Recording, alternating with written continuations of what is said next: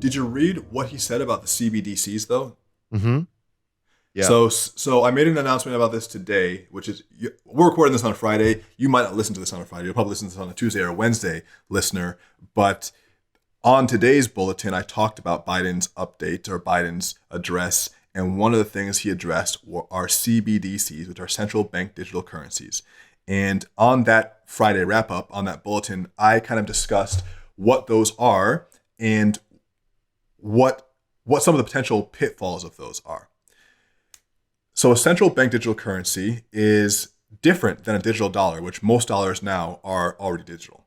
We already have a digital ledger of sorts, but a central bank digital currency is essentially almost like a crypto perversion. That's what Edward Snowden calls them, a crypto perversion.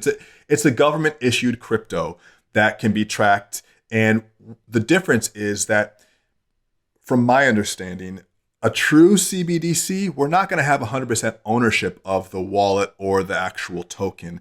It's going to be, for instance, the government will be able to easily enter the wallet. They'll be able to potentially control how we use the funds. One of the examples in Snowden's counter argument to this, because Edward Snowden wrote a whole article about this, and I referenced this. One of his counter arguments was that if the government wants to direct you to purchase a certain brand of something or by a certain provider, they can block your funds from being applied to a certain type of purchase.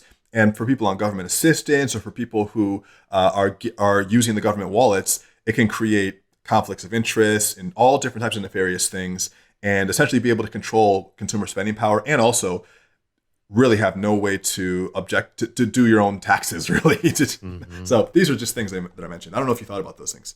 Yeah, a ton. It can get very dystopian very quickly with CBDCs. We kind of are at a point where we don't have much of a choice. I'm actually glad to see that the government said, let's move, let's get going, because as many people might know, or if they don't, the digital yuan is quickly accelerating. And China's already doing it. Yeah, there's fears that the digital yuan could become more ubiquitous or powerful and accessible than the dollar.